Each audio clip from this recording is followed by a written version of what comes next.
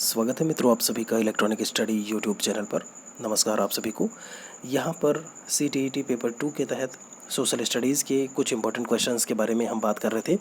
Part 1 and part 2 already हम बात कर चुके हैं उसके बारे में। आपका CTET SST पेपर 2 नाम की प्लेलिस्ट में आपको वो दोनों वीडियोज़ मिल जाएंगे। यहाँ पर हम आपके लगभग 60 क्वेश्चन तक बात कर चुके थे। 60 नंबर में यहाँ पर दिया हुआ था कि तापमान का जो ह्रास होता है, यानी कि आप डिक्लाइन इन टेम्परेचर बोल लो या डिक्लाइन या फिर डिक्रीमेंट बोल लो एक तरीके से, या क्षरण होना या कम होना तापमान का, ये चीज़ें हमें कहाँ पे देखने को मिलती हैं? आयन मंडल में, समताप मंडल में, क्षोभ मंडल में, या फिर इनमें से कोई नहीं। तो 60 नंबर जो आपका आंसर आएगा वो क्षोभ मंडल आपको देखने को मिलेगा। तो करेक्ट आंसर आपका यहाँ से क्षोभ मंडल होगा। और इसी के आगे हम आगे जो है बात करने वाले हैं। चलते हैं अपने 61 नंबर क्वेश्चन पर और यहाँ पर देखते हैं। ध्यान दीजिएगा थोड़ा सा, अगर मैं बात करूँ जो आपका क्षोभ मंडल है, तो जो तापमान की गिरावट होती है 165 मीटर की ऊंचाई पर जब आप चलोगे तो 1 डिग्री सेंटीग्रेड जो तापमान है वो आपका माइनस हो जाता है। मतलब ऊपर जाने पर जो टेम्परेचर है वो आपका कम होता है। ध्यान दीजिएगा, जब आप धरातलीय वायुमंडल को लेकर के बात करते हो तो 5 परतों में उन्हें बांटा गया है। और वो 5 परतें हैं आपकी, मैंने आपको इसके पहले भी ट्रिक कई बार बताई है, यहाँ से भी एक बार जान लीजिए। छोड़ सबको मैं आया बाहर, छोड़ सबको मैं आया बाहर, ठीक है जी। ये आपकी 5 परतें देखने को मिलेंगी। क्षो से आपका क्षोभ मंडल हो जाएगा यहाँ पे, ये समताप मंडल है, मैं से मध्य मंडल हो गया, आ से आयन मंडल हो गया, और बा से आपका बहिर्मंडल हो गया। क्षोभ मंडल, समताप मंडल, मध्य मंडल, आयन मंडल और बहिर्मंडल, ये आपके 5 मंडल आपको देखने को मिलेंगे। इन्हें आप ध्यान रखिएगा। ये पृथ्वी की दूरी, मतलब पृथ्वी की सतह से जैसे जैसे आप ऊपर चलते जाएंगे ये आपको मिलते जाएंगे। चलते हैं एक और सवाल की तरफ। 61 नंबर क्वेश्चन में लिखा है, अगर आप एक सीधी रेखा में राजस्थान से नागालैंड की यात्रा करें तो निम्नलिखित नदियों में से किस एक को पार नहीं करेंगे? सिंधु नदी है, यमुना नदी है, ब्रह्मपुत्र है और गंगा दिया हुआ है। राजस्थान से नागालैंड की यात्रा करने को इन्होंने बोला हुआ है। अगर हम, उम्मीद करते हैं आप लोगों ने अपना आंसर यहाँ पर दे दिया होगा, आंसर दे रहे हैं। अगर हम बात करें यहाँ पे, तो अगर हम राजस्थान से नागालैंड की यात्रा करते हैं तो हम सिंधु नदी को पार नहीं करेंगे। सिंधु नदी का जो चूंकि उद्गम होता है वो तिब्बत के मानसरोवर झील से होता है, जो जम्मू कश्मीर से होते हुए पाकिस्तान में जाती है। कहाँ? तिब्बत के मानसरोवर से। ध्यान दीजिएगा, तिब्बत के मानसरोवर से निकली और फिर उसके बाद जम्मू कश्मीर होते हुए वो पाकिस्तान चली जाती है। आगे चलते हैं। इसमें हिमालयी नदियों के संबंध में कौन सा कथन सत्य नहीं है? ये 12मासी नदियां हैं, गहरे गॉर्ज बनाती हैं, या फिर इनका दिया है कि इनका जो बेसिन है वो अपवाह क्षेत्र, जो ड्रेनेज एरिया होता है वो बहुत बड़े होते हैं। ये नदियां मुख्यतः रेनफॉल पर डिपेंडेंसी इनकी होती है या वर्षा पर निर्भर करती हैं। आपको मैं बता दूं, हिमालयी नदियां वर्षा पर आधारित नहीं होती हैं, ये 12मासी होती हैं, क्योंकि गर्मी के समय हिमालय से बर्फ़ पिघलती है। इसके बेसिन और अपवाह क्षेत्र बड़े होते हैं और गहरे गॉर्ज का निर्माण भी ये कर रहे होते हैं। तो यहाँ पर ये कहना यहाँ पे कि मुख्यतः बारिश पर इनकी डिपेंडेंसी होती है, वो गलत होगा, ये गलत है। बाकी 12मासी नदियों में आएंगी, ये गहरे गॉर्ज भी बनाती हैं। गॉर्ज यानी खड्ड बोल सकते हो, गड्ढे बोल सकते हो आप, और इनका बेसिन या अपवाह क्षेत्र जो है वो बहुत बड़े होते हैं। ये भी आपका करेक्ट है। इसमें लिखा है ग्रीनविच पर दोपहर की 12 बजे हैं। जब आप बात करते हो 85 डिग्री 20 मिनट पूर्वी देशांतर पर स्थित झारखंड या रांची में टाइम उस समय क्या होगा? जब आप 63 नंबर क्वेश्चन की बात करते हो तो यहाँ पर एक सवाल मैंने ऐसे में और करवाया था आपका, तो यहाँ पर ध्यान दीजिएगा, चूँकि आपका लगभग 5.5 घंटे का जो है अंतर होता है, सुबह शाम को लेकर के बोला है। इन क्वेश्चंस को मैं अलग से बताऊंगा आपको कि इन्हें आप सॉल्व कैसे करेंगे। फ़िलहाल के लिए जब आप 63 की बात करते हो तो आपका जो आंसर आएगा वो 5:41 आप शाम वाले की बात करोगे। एक और सवाल दिया हुआ है, सर्वोच्च न्यायालय एवं उच्च न्यायालय के न्यायाधीशों को किस स्थिति में हटाया जा सकता है? ऑप्शंस आपके सामने दिए हुए हैं। कदाचार साबित होने पर, अयोग्यता की दशा में, वर्ष 1950 के संसद के एक अधिनियम के आधार पर, या फिर अन्य न्यायाधीशों की सलाह पर। इनमें से सही उत्तर का आपको चयन करना है। दोस्तों यहाँ पर एक तो ये है कदाचार साबित होने पर इन्होंने कह दिया, एक आपका कह दिया कि अयोग्यता होने की दशा वाली बात इन्होंने कर दी। तो जब आप बात करते हो सुप्रीम कोर्ट और आपके हाई कोर्ट के जो न्यायाधीश होते हैं, जो जस्टिस होते हैं, जज होते हैं, महाभियोग की प्रक्रिया के माध्यम से उन्हें आप हटा सकते हो। मतलब इम्पीचमेंट की प्रोसेस होती है जिनके माध्यम से आप उन्हें पदच्युत कर सकते हो। पदच्युत मतलब होता है पद से हटाना। लेकिन यह प्रक्रिया तब चलती है जब किसी न्यायाधीश के विरुद्ध कदाचार साबित हो और अयोग्यता की दशा हो। ये दो ही बिंदु हैं जिन पर ये चीज़ इम्पीचमेंट वाली बात देखने को मिलेगी। तो your correct answer is option number first, जो पहला है वो हमारा सही आंसर होगा। ध्यान दीजिएगा यहाँ पे, ठीक है जी। बाकी अन्य न्यायाधीशों की सलाह पर और यहाँ पर जो वर्ष 1950 के संसद के एक अधिनियम की बात की गई है, ये चीज़ कहना यहाँ से गलत होगा। मंत्रिपरिषद को इस्तीफा देना पड़ता है यदि उसके विरुद्ध कहाँ पर अविश्वास प्रस्ताव पारित कर दिया जाए, ये आपसे पूछा है। तो मंत्रिपरिषद को इंग्लिश में काउंसिल ऑफ मिनिस्टर्स बोलते हैं। क्या कहते हैं? Council of ministers. जो मंत्रिपरिषद है उनके विरुद्ध लोकसभा में अविश्वास प्रस्ताव पारित कर दें, यानी कि जिसे आप प्रथम सदन या जिसे आप निम्न सदन, फर्स्ट हाउस और lower house of the parliament बोलते हो, वहाँ पर अगर ये चीज़ पास कर दी जाए या अविश्वास प्रस्ताव जो है अगर पास कर दिया जाता है, तब मंत्रिपरिषद को इस्तीफा देना पड़ता है। मंत्रिपरिषद में लोकसभा एवं राज्यसभा के सदस्य जो है उसमें शामिल होते हैं, परंतु यह तब तक कार्य करती है जब तक लोकसभा का विश्वास कायम है। तो अगर लोकसभा में अविश्वास प्रस्ताव आ गया तो भैया फिर काम खत्म। तो ऐसे में यहाँ से जो आपका करेक्ट आंसर आएगा वो दूसरा आएगा, ठीक है, यानी कि लोकसभा की बात की जा रही है। एक और सवाल की तरफ चलते हैं। अब आपको पता होना चाहिए कुछ इस प्रकार के क्वेश्चंस भी आपके एग्ज़ाम में पूछे जाते हैं। जैसे 66 से लेकर के 67 तक 2 सवाल गद्यांश को पढ़ करके और फिर आपको आंसर देना है। तो इन्होंने कहा है पारिस्थितिकी संतुलन किसी पारितंत्र या इन्होंने बोला है कि आवश्यक जो जैविक समुदायों की परस्पर गतिक साम्यता की अवस्था को कहा जाता है। तो ये सारे पैराग्राफ तो आप देख ही पा रहे होंगे। थोड़ा सा हम यहाँ पर सवालों पर चलते हैं, ठीक है। 66 में इन्होंने पूछा है कि पारिस्थितिकी संतुलन किसी पारितंत्र या आवास्या में किसे कहते हो आप, ठीक है। तो आप जब पैराग्राफ पढ़ोगे तो पारिस्थितिकी तंत्र किसी पारितंत्र यानी कोई सिस्टम या आवास्या, क्या लिखा हुआ है, या आवास्या में जैविक समुदायों की परस्पर गतिक साम्यता, जैविक समुदायों की परस्पर गतिक साम्यता, जरा इस पर देखिए, जैविक समुदायों की परस्पर गतिक साम्यता बोला है आपसे, ठीक है। यहाँ पर एक असाम्यता लिखा है, यहाँ पर साम्यता लिखा है। तो सीधा सीधा आपका जो है यहाँ से जो करेक्ट आंसर है वो आपका दूसरा आ जाएगा। आप पैराग्राफ को देखेंगे और आप आंसर कर देंगे। कुछ इस तरीके से भी क्वेश्चंस आपको देखने को मिलेंगे। प्राकृतिक अनुक्रमण का अर्थ पूछा है, क्या होगा, ठीक है। जब आप प्राकृतिक अनुक्रमण की बात करते हो, लिखा है समयानुसार किसी भी समुदाय में होने वाला परिवर्तन, समयानुसार किसी भी समुदाय में होने वाला अपरिवर्तन, दोनों को बोलते हो या फिर इनमें से कोई नहीं। तो जो प्राकृतिक अनुक्रमण है उसके बारे में जान लेते हैं। देखिए लिखा हुआ है इसमें, ये रहा। प्राकृतिक अनुक्रमण का अर्थ है समय के साथ किसी भी समुदाय में होने वाला जो क्रमिक परिवर्तन होता है, ठीक है। एक जो आपका सीरियल के हिसाब से जो आप चेंजेस देखने को आपको मिल रहे हैं उसे आप प्राकृतिक अनुक्रमण कह देते हो। मतलब 67 का जो आपका आंसर आएगा वो क्या आएगा, यहाँ से पहला आएगा कि समय अनुसार किसी भी समुदाय में होने वाला परिवर्तन।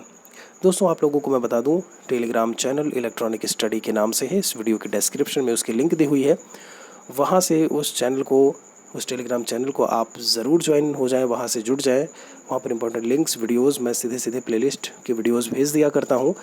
बाकी आप इलेक्ट्रॉनिक स्टडी सीधे टेलीग्राम चैनल पर जा कर के सर्च कर सकते हो और वहाँ पर ज्वाइन हो सकते हो। आगे बढ़ते हैं। इसमें 68 में दिया हुआ है, शीतकाल की तुलना में ग्रीष्मकाल में अधिक मछलियाँ क्यों मरती हैं? खाने की कमी के कारण, रोग फैलने के कारण, आविश के सांद्रण के कारण या ऑक्सीजन की अपक्षय के कारण, ये आपसे पूछा है। तो ये आपको अलग से आंसर करना होगा। ऐसे में आपको मैं बता दूं, जब आप शीतकाल की तुलना में ग्रीष्मकाल में मछलियाँ अधिक क्यों मरती हैं, जब आप उनकी बात करते हो तो यहाँ से उम्मीद करते हैं आप लोगों ने अपना आंसर यहाँ पर दिया होगा। खाने की कमी है, रोग फैलने का दिया है, आविश का कारण दिया है, यहाँ पर सांद्रण, फिर इसमें ऑक्सीजन की अपक्षय। यहाँ पर जैसे जैसे ऑक्सीजन की इनएफिशिएंसी बोला है मैंने, ऑक्सीजन नहीं होगा, फिर कहीं ना कहीं इनका मरना जो है ऐसे में तय है। तो जो 68 का आपका आंसर आएगा वो चौथा आएगा। एक और सवाल की तरफ चलते हैं। लिखा है युवा व्यक्ति में HIV एड्स होने की आशंका निम्नलिखित लक्षणों में से किस एक से अधिकांशतया संबद्ध होती है, किससे जुड़ी हुई होती है? अगर इस प्रकार की कोई भी आशंका अगर देखने को मिलती है तो दीर्घकाल में स्थित पीलिया और दीर्घकाल से अगर कोई लीवर का रोग है, यकृत रोग, तीव्र दीर्घकालिक सिरदर्द, बहुत पहले से और तेज अगर हेडेक है तो तीव्र आरक्तता, और एक दिया है दीर्घकालिक प्रवाहिका करके इन्होंने बोला है। तो आप जब 69 नंबर क्वेश्चन की बात करते हो, आपको मैं बता दूं यहाँ पर अगर तीव्र एक ये दिया है कि अधिकांशतः जो है कौन सा लक्षण देखने को मिलेगा, तो तीव्र दीर्घकालिक जो सिरदर्द जो हेडेक वाली बात है ये इसके लक्षणों में से आपको जो है नजर आएगा या देखने को मिलेगा। सिंदरी के विशाल उर्वरक संयंत्र की स्थापना के लिए सबसे उपयुक्त कारण क्या है। जब आप सिंदरी की बात करते हो यहाँ पे और उर्वरक संयंत्रों को लेकर के फर्टिलाइजर जो एक आपके संयंत्र हैं उनकी बात की जा रही है, तो 70 नंबर में इन्होंने दिया है जैसे स्थानीय क्षेत्र के कोयला एवं कोक की प्राप्ति, जोधपुर एवं बीकानेर के जिप्सम की प्राप्ति, दामोदर नदी के जल की प्राप्ति दिया है, या इनमें से सभी।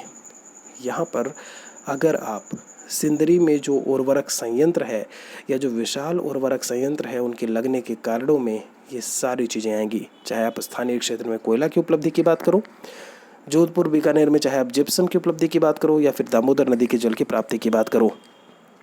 आपका जो करेक्ट आंसर आएगा वो यहाँ से चौथा आएगा। आगे चलते हैं इसमें हम एक और क्वेश्चन की तरफ।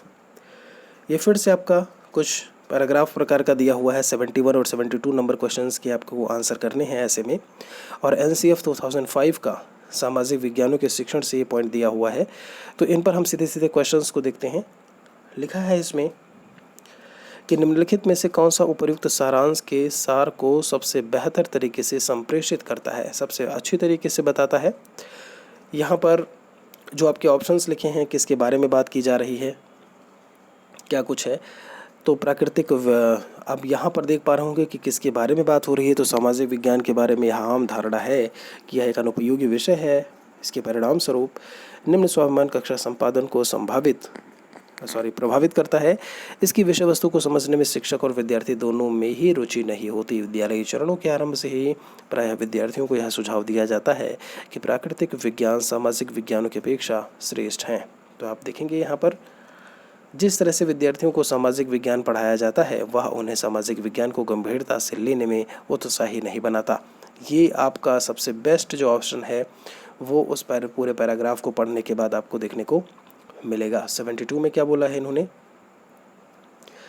अनुपयोगी विषय के संदर्भ क्या है। चूंकि अभी आपने बोला कि अनुपयोगी विषय, यहाँ पर आपने देखा इन्होंने कहा कि सामाजिक विज्ञान के बारे में यह आम धारणा है कि यह एक अनुपयोगी विषय है। और जब आप इसके बारे में बात करोगे अनुपयोगी विषय को लेकर के, तो 72 नंबर से जो आपका आंसर आएगा, ये कहा गया है कि सामाजिक विज्ञान का अध्ययन करने से अच्छा पैसा देने वाली नौकरियां या भौतिक संपदा जो है वो प्राप्त नहीं होती हैं। संदर्भ क्या है, कहने का मतलब क्या है, वो यही आपका निकल के आएगा जब आप एक अनुपयोगी विषय की बात करते हो, मतलब वो विषय जो उपयोगी ना हो। उम्मीद है कि यहाँ से ये चीज़ें भी आपको क्लियर हुई होंगी। 73 में लिखा है कि यदि आप कक्षा 7 में विद्यार्थियों को विविधता में एकता पढ़ा रहे हैं, आप विद्यार्थियों को प्रभावी तरीके से अवधारणा को समझाने के लिए निम्नलिखित में से कौन सी गतिविधि करेंगे। शिक्षा शास्त्र का आपका सवाल दिया हुआ है इन्होंने सीधे 73 नंबर में।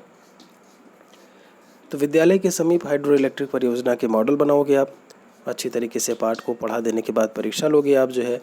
हमारे देश के नृत्य के सभी प्रकारों पर फीचर प्रस्तुत करना, जैसे फीचर फिल्म्स आती हैं आपकी, उनमें निहित समानता और अंतर का मूल्यांकन करोगे आप। या फिर भारत के राज्यों के बीच नदी विवादों पर आप निबंध लिखने को बोलोगे। अब ये कहा गया है कि विविधता में एकता आप पढ़ा रहे हो है। तो 73 नंबर जब आप क्वेश्चन की बात करते हो, सबसे जो बेस्ट हमारा यहाँ से ऑप्शन निकल करके आएगा, आपने अपना आंसर दिया होगा, यहाँ से जो आंसर है हमारा वो तीसरा होगा कि हमारे देश के नृत्य के विभिन्न प्रकारों का फीचर प्रस्तुत करना। आप पेश करोगे कि कैसे कैसे आपके जो डांस के आपके जो प्रकार हैं वो क्या है और उनमें निहित समानता, क्या कुछ इक्वलिटी देखने को मिलेगी, क्या कुछ डिफरेंसेस देखने को मिलेंगे, और उन सभी का आप मूल्यांकन या इवैल्यूएशन कर रहे होते हो। तो करेक्ट आंसर जो है वो आपका तीसरा आएगा। एक सवाल और दिया है, कहा है NCERT की सामाजिक और राजनीतिक जीवन पाठ्य पुस्तकों का उपागम है। पूछा है इनमें से पाठ की तथ्यात्मक विषय वस्तु पर शिक्षार्थियों का ध्यान आकर्षित करना, अवधारणाओं का उपसंहार करने के लिए परिभाषाओं का प्रयोग करना, अवधारणाओं को स्पष्ट करने के लिए केस अध्ययनों या फिर कथाओं का प्रयोग करना दिया है, या दिया हुआ है कि शिक्षार्थी को प्रश्न का एक सही उत्तर देना। तो 74 नंबर क्वेश्चन की जब आप बात करते हो, ये कहा है इन्होंने कि सामाजिक और राजनीतिक जीवन यानी कि सोशल एंड पॉलिटिकल लाइफ, और ऐसे में पाठ्य पुस्तकों का उपागम जो है वो क्या शो करता है, क्या दर्शाता है, ये कहा गया है। तो जो भी कॉन्सेप्ट है, कॉन्सेप्ट क्या है आपका, सोशल एंड पॉलिटिकल लाइफ, उसको स्पष्ट करने के लिए आप इससे स्टडी करिए और वहाँ पर जो आपकी कथाएं हैं, जो आप बातें कर रहे हो, उस पर प्रयोग करिए या उसका प्रयोग करिए। तो सबसे बेस्ट जो ऑप्शन आएगा आपका यहाँ से 74 का, वो आपका तीसरा आएगा, स्पष्ट करने के लिए केस स्टडी और कथाओं का प्रयोग करना। एक और सवाल पर चलते हैं। लिखा है इसमें निम्नलिखित में से कौन सा उच्च ज्वार के कारण होने वाला लाभ इनमें से नहीं होगा। तो लिखा है इनसे विद्युत उत्पन्न की जा सकती है। फिर पूछा है पर्यटकों को लाने के लिए यह स्थानीय अर्थव्यवस्था में सहायक होते हैं, नौ संचालन सरल होता है, या फिर यह मछली पकड़ने में सहायक होते हैं।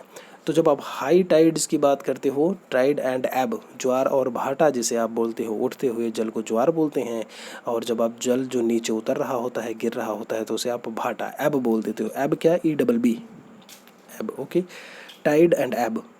तो 75 नंबर क्वेश्चन की जब आप बात करोगे तो यहाँ से उच्च ज्वार के कारण होने वाला लाभ नहीं है, सारी चीज़ें हैं, कोई दिक्कत नहीं है, लेकिन यहाँ पर इनसे विद्युत उत्पन्न की जा सकती है, ये कहना गलत होगा।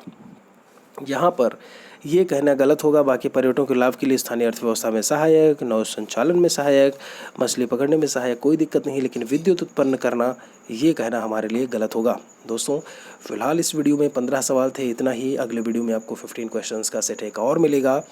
शेयर ज़रूर कर दीजिएगा इस वीडियो को अपने दोस्तों सहपाठियों के साथ में। टेलीग्राम चैनल से ज़रूर जुड़े रहें अपने आप को अपडेटेड रखने के लिए। मिलते हैं आपसे हम जल्दी ही एक और वीडियो के साथ में। शुक्रिया आप सभी का, तब तक के लिए।